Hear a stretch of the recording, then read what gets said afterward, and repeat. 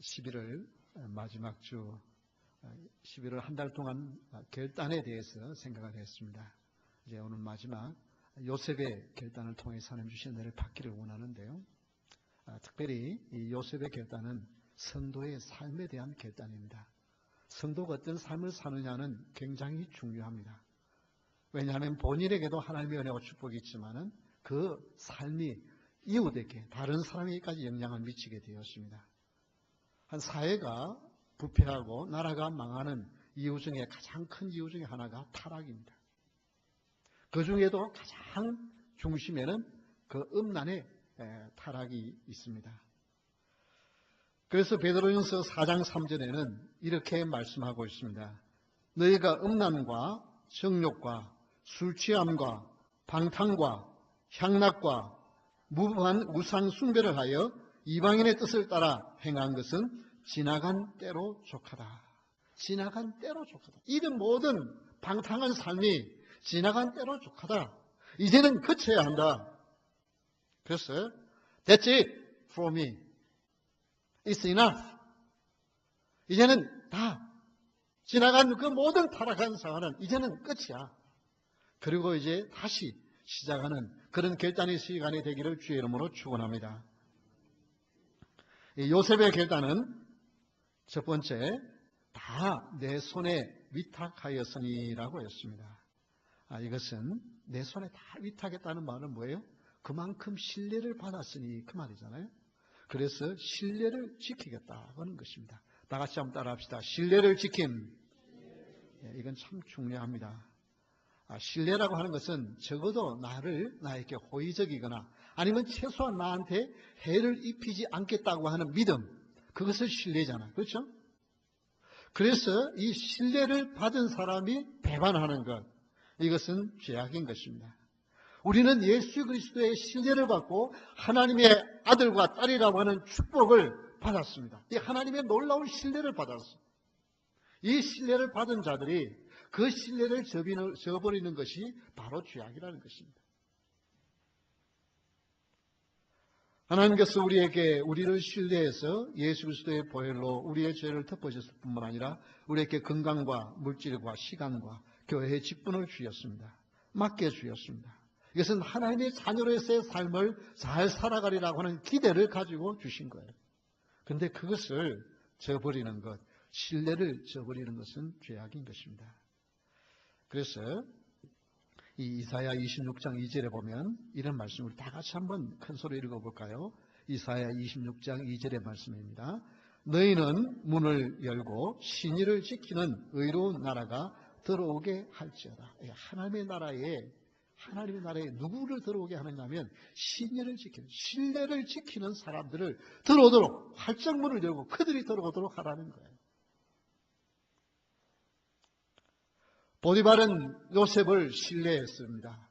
그래서 그 집안의 모든 일을 다 맡겼어요. 그래서 요셉은 내가 그 주인의 신뢰를 저버릴 수 없다. 여러분, 인간관계에서 신뢰를 저버리는 것이 신앙과 관계없는 것이 아닙니다. 그게 바로 믿음이에요. 그래서 여러분, 적어도 우리 덴버소망교회 성도 여러분들은 이 덴버 사회에서 신뢰를 얻는 자들이 될 수 있기를 주 이름으로 축원합니다. 이건 굉장히 중요한 거예요.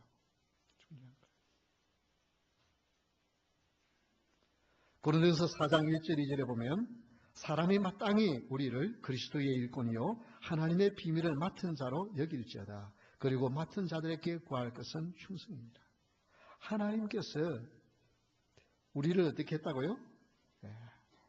신뢰해서 그리스도의 일꾼으로 비밀을 맡겨주셨어요. 그래서 이 비밀을 맡은 자는 해야 할 일은 충성이라 하는데 이 충성이라는 단어가 바로 우리가 생각하는 막 충성, 몸을 다해서 하는 그건데 사실은 faithful, 신실함이에요. 신뢰를 지키는 거예요. 어제나 오늘이나 내일이나 영원토록 동일하신 주님을 닮아서 신실하게 살아가는 것. 이게 충성입니다. 신뢰를 지키기 위해서는 믿음의 용기가 필요합니다. 때로는 내 손해를 감수해야 하고 오해를 감수해야 하지만은 그 신뢰를 지키는 것은 하나님의 축복이 있고 거기에 신뢰는 굉장한 자산이 되었습니다. 이 한국에 얼마나 이 배달의 민족이라 할 정도로 참 배달이 발달되어져 있었어요. 그런데 이 구정이나 이런 명절이 되었으면 이게 인터넷으로 주문을 해서 그리고 그걸 또 배송을 하게 합니다. 그런데 이 어떤 일들이 일어나냐 하면은 사돈댁에 25만 원짜리 굴비를 주문을 했는데 도착한 거는 5만 원짜리. 그것도 한두 마리가 빠져요. 여러분 그거 받은 사람 기분이 어떻겠어요? 그게 신뢰가 안 되는 거예요. 그래서 선진국과 후진국의 차이는 뭐예요? 신뢰할 수 있는 사이냐, 서로 신뢰할 수 있느냐. 인터넷으로 주문해서 배송했으면 그 부승한 가치가 그대로 가야 되잖아요. 그게 안 갈 때 오는 그 좌절감. 그래서 신뢰하지 못하는 거예요.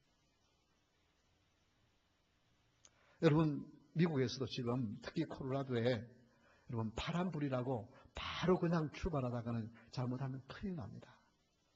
그래서 꼭 파란불이 불려도 양쪽에 크로스 스트리트에 혹시 차가 지금 뭐 이게 오고 있는가 그걸 좀 살피면서 가야 돼요. 왜 그래요? 잘못하면은 빨간불에 그냥 그 빛이 나가다가 받아버리는 거예요. 이건 뭐예요? 신뢰가 그만큼 깨진 거예요. 파란불이면 안전하게 갈 수 있다고 하는 신뢰가 깨지는 거예요. 이것처럼 한 사람이 신뢰를 안 지키면 사회 전체에 영향을 미치게 되어집니다.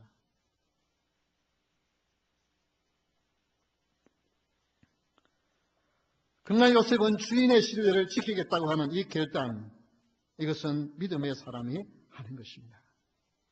요셉이요, 주인의 신뢰를 지켰기 때문에 그것을 아무리 그 주인의 아내가 유혹을 해도 나는 그 신의를 지킬 수 없다고 했고 그 신의를 지키는 것 때문에 오해를 받아서 감옥에 들어가도 거기에서 그 입에 자기의 오해를 풀겠다고 떠벌리지 않습니다. 떠벌리다가는 어떻게 돼요? 나는 전혀 그런 적이 없는데 여주인이 나를 유혹했다고 그러면 어떻게 되겠어요? 아이고 너는 참 착하구나 하고 요셉 살려두겠습니까? 오히려 요셉 죽여버려요.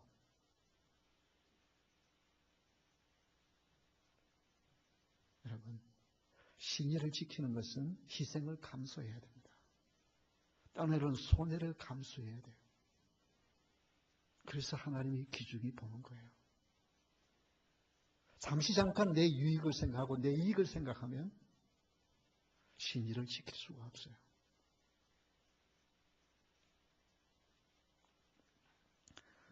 요셉의 결단은 하나님께 죄를 지으리까라고 했습니다. 이것은 다 같이 한번 따라 합시다. 하나님 앞의 신앙. 예, 하나님 앞의 신앙이에요. 9절 말씀을 다시 한번 보겠습니다. 이 집에는 나보다 큰 이가 없으며 주인이 아무것도 내게 금하지 아니하였어도 금한 것은 당신뿐이니 당신은 그의 아내입니다. 그런즉 내가 어찌 이 큰 악을 행하여 하나님께 죄를 지으리까. 이것은 단지 자기를 신뢰한 주인 보디발에게 죄를 짓는 것이 아니라 하나님께 죄를 짓는 것이라는 것입니다. 바로 이 신앙이 코람데오 신앙이라. 이게 저희 교단의 모토예요. 코람데오의 신앙. 하나님 앞에 있어의 신앙. Presence of God 혹은 Before God. 하나님 면전에서의 신앙. 사람은 아무도 안 보아도 보시는 분이 계신다. 하나님이 계신다. 그래서 고린도서 8장 12절에 이같이 너희가 형제에게 죄를 지어 그 약한 양심을 상하게 하는 것이 곧 누구에게 죄를 짓는 것이라고요? 그리스도에게 죄를 짓는 것이니라. 여러분 그냥 저 사람에게 내가 잘못하고 저 사람에게 내가 신의를 지키지 않고 저 사람에게 내가 뭘 잘못하면 이것이 그냥 그 사람에게 죄를 짓는 것이 아니라 누구에게 죄를 짓는 것이라고요? 하나님께 죄를 짓는 것이다. 성도는 결코 나 혼자의 삶이 아닙니다. 그래서 성도는 뭐라 불러요? 예수쟁이라 부르는 거예요. 예수쟁이에요. 예수와 나와는 떨어질 수가 없는 거예요. 그래서 내가 죄를 지었는데 누가 욕을 먹어요? 교회가 욕을 먹고, 내가 죄를 지었는데 누구의 영광을 가려워요? 하나님의 영광을 가려는 거예요.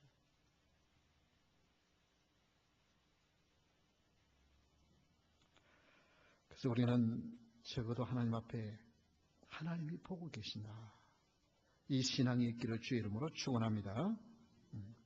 하나님이 보고 계시게, 하나님이 나를 또한 그 죄를 지킬 수 있도록 은혜와 능력을 줄 줄 믿고 그 꿈을 가지고 살아가는 자. 우리 이 땅에서 내가 신의를 지키고 내가 하나님을 바라보고 살 때 모든 일들이 다 잘 풀리는 것이 아니에요. 그러나 천국을 바라보는 사람, 그 사람은 오늘 그 믿음을 지키는 것입니다. 그래서 신명기 6장 18절에 보면 이런 말씀을 하십니다. 여호와께서 보시기에 정직하고 선량한 일을 행하라. 그리하면 내가 복을 받고 그 땅에 들어가서 여호와께서 모든 대적을 네 앞에서 쫓아내시겠다고 내 조상들에게 맹세하신 아름다운 땅을 차지하리니 여호와의 말씀과 같으니라. 여러분, 하나님 보시기에 정직한 삶을 살아야만 하나님이 약속한 축복의 땅에 들어가고 거기에서 하나님의 축복을 누리며 살 수 있다는 것입니다. 여러분, 천국에는 결코 죄악을 가지고 갈 수 있는 곳이 아닙니다. 그러나 이 세상의 유혹은 계속하여 물밀듯이 몰려오기 때문에 그 유혹을 떨쳐버리는 것은 쉬운 일이 아닙니다. 하나님 앞에서의 신앙을 지키는 것은 쉬운 일이 아니에요. 왜냐하면 날마다 유혹이 오기 때문에. 에스키모가 이리를 잡는 사냥하는 방법은 아주 간단하다고 합니다. 그냥 날카로운 칼 한 자루 하고 그리고 피만 있으면 돼요. 그렇다면 그 칼에다가 피를 뿌리면 그걸 밖에 내놓으면 얼어버리죠.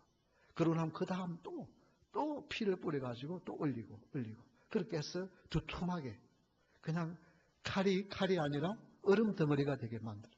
그래가지고 그것을 들판에다가 이리떼들이 자주 오는 들판에다가 그걸 거꾸로 칼자루를 땅에 탄탄하게 박아놓고 그러면 밤이 되면 이리떼가 피냄새가 나니까 오는 거예요.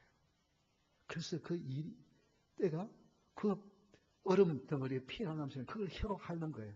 혀를 점점 핥다 보면 혀가 둔해지는 거예요. 그 금속성에 얼어붙어 있으니 얼마나 차갑겠어요. 그러니까 혀가 얼어붙으니까 그 피 맛을 자꾸 보니까 얼음이 점점 녹아가죠. 나중에는 어떻게 됩니까? 칼날이 드러나서 자기 혀가 막 갈라지는데, 잘리는데도 이제 피맛이 더 나는 거예요. 더 뜨뜻한 피맛이 나니까 더 열심히 팝니다. 그러다가 혀가 다 잘려서 혀가 갈갈이 찢어져서 죽어가요. 죄의 유혹은 이렇게 심합니다. 처음에는 쉽게 시작하지만은 갈수록 더 강하게 유혹에 밀려옵니다. 이것은 예수 그리스도의 이름으로 하나님 앞에서의 신앙이 아니면 이겨낼 수가 없습니다.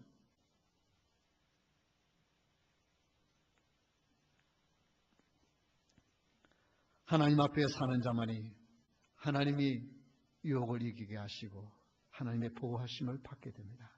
그래서 요셉은 사람이 아무도 안 보고 이 주인의 아내 여주인이 일부러 그 집안에 그날은 모든 사람을 다 내보냈어요. 여러분, 그 큰 집에 여주인 혼자 있을 리가 어디 있습니까? 의도적으로 다 내보냈어요. 그래서 그 여주인의 마음만 들면 그래도 비록 노예로 팔려왔지만은 큰 소리 치면서 살 수 있어요. 왜냐하면 보디발은 시대장이기 때문에 그 바로를 섬기느라 집에 오는 날이 오히려 더 적어요. 그러니 여주인의 마음에 들어야 그의 생이 패이는 거예요. 그럼에도 불구하고 여주인을 두려워하는 것이 아니라 하나님이 보고 계신다고 하는 이 신앙 때문에 그는 죄를 범할 수 없었던 것입니다. 하나님 면전의 신앙, 고람되어의 신앙이 있기를 주의 이름으로 축원합니다. 세 번째 10절에 보면 함께 있지도 아니하니라 라고 했습니다. 요셉의 결단은 다 같이 한번 따라합시다. 유혹을 피함. 유혹은 피해야 돼요. 치사하게 뭘 피한다고요? 나는 맞부딪혀서 이긴다고요? 천만의 말씀이에요. 유혹은 피해야 됩니다. 유혹에는 장사가 없어요. 10절에 보면 여인이 날마다 요셉에게 청하였으나 요셉이 듣지 아니하여 동침하지 아니할 뿐더러 함께 있지도 아니하니라. 아예 그 자리에 안 일렀으려고 애를 썼습니다. 유혹은 유혹의 자리에 갈 때에 더 강하게 옵니다. 죄의 자리는 영적 공격이 가장 강력하게 일어나는 곳입니다. 마귀에게 이끌려서 더 깊은 자리로 끌려 들어가게 되었습니다. 그래서 유혹을 이긴 다윗은 이렇게 말합니다. 사무엘하 22장 24절 25절에 보면 내가 또 그의 앞에 완전하여 스스로 지켜 죄악을 어떻게 했다고요? 피하였나니. 죄악을 피했다 그랬어요. 그러므로 여호와께서 내 공의대로 그의 눈앞에서 내 깨끗한 대로 내게 갚으시도다. 그는 죄악을 피하려고 애를 썼어요. 어떤 유혹이 왔습니까? 사울을 죽일 수 있는 결정적인 순간들이 몇 번 왔지만은, 그러나 그때마다 어떻게 해요? 그는 그것을 피했어요. 그냥 그 순간 조금만 하면은 그냥 그렇도록 자기를 괴롭히는 사울 왕을 죽일 수 있지만, 그러나 그 유혹을 피했어요. 왜? 하나님의 기름 부으신 자를 내가 어떻게 하랴? 하나님 손에 맡겨야지. 그것은 유혹인 줄 알고 그 유혹을 다윗은 피했다고 그랬어요. 여러분, 의로운 일을 피하는 것은 비겁한 거지만은 죄의 유혹을 피하는 것은 용기가 필요한 줄 믿으시기 바랍니다. 그런 용기 있는 자예요. 히브리서 12장 1절 2절에 보면 이러므로 우리에게 구름같이 둘러싼 허다한 증인들이 있으니 모든 무거운 것과 얽매이기 쉬운 죄를 벗어버리고 인내로서 우리 앞에 당한 경주를 하며 믿음의 주요 또 온전하게 하신 예수를 바라보자. 그는 그 앞에 있는 기쁨을 위하여 십자가를 참으사 부끄러움을 개의치 아니하시더니 하나님의 보좌 우편에 앉으셨느니라. 여러분, 죄에 얽매이는 것들을 벗어버리고 크기의 유혹에 매여 있으면 되지 않습니다. 그리고 우리의 경주의 목표인 예수님을 바라보고 그 주님을 바라보면서 나가는, 그러나 거기에는 용기가 필요합니다. 왜냐하면 이 여주인의 눈에 나면 자기 인생이 어떻게 될지, 그래도 그 여주인의 마음을 맞추면 그래도 그 집에 붙어 있을 수는 있지만 여주인의 마음 눈에 나면 자기가 노예 한 명 죽고 살리는 것은 그 당시 아무 일도 아니잖아요. 그래서 살 길은 여주인의 말을 듣는 거예요.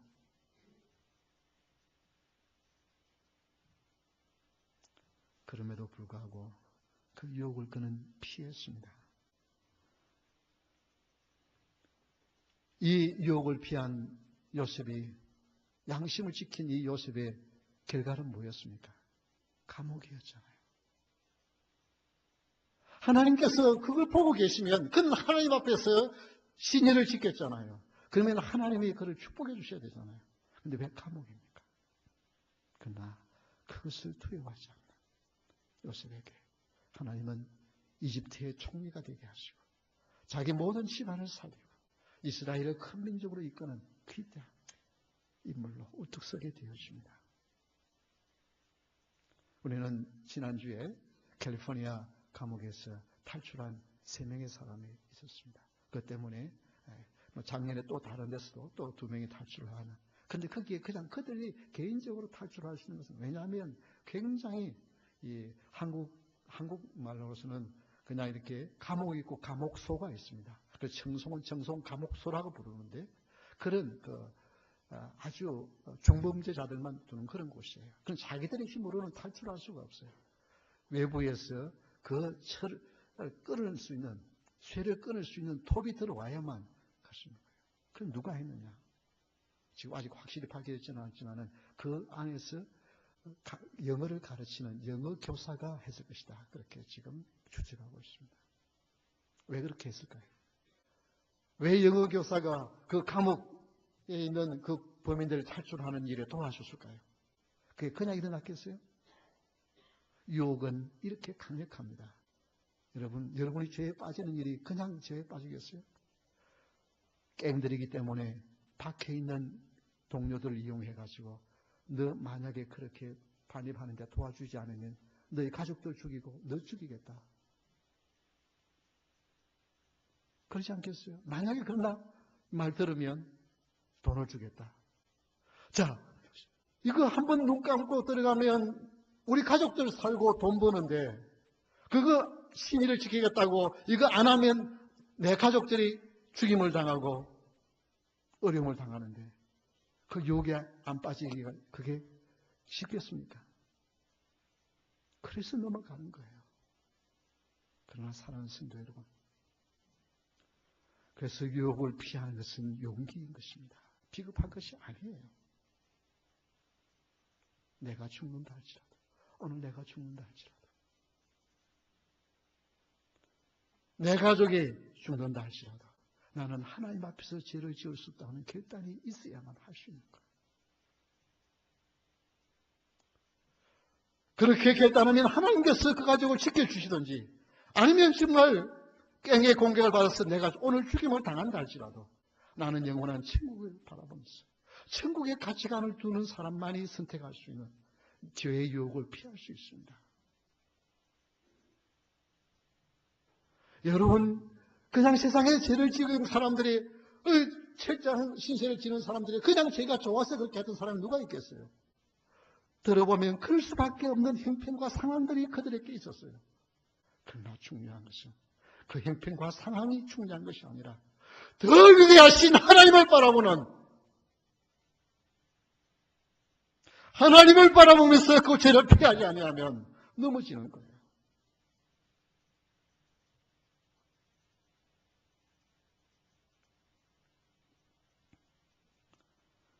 유혹을 피하는 것은 비겁한 것이 아니라 가장 큰 용기를 가진 자입니다. 이런 유혹을 피하는 자는 이 세상에서 또 인정을 받을 뿐 아니라 때는 이 세상에서 인정 못 받는다 할지라도 우리는 영원한 천국에서 주님의 상급을 받을 그날을 바라보면서 오늘 이 요셉의 결단을 지키는 여러분 될 수 있기를 주의 이름으로 축원합니다. 다 같이 일어서서 찬양하겠습니다.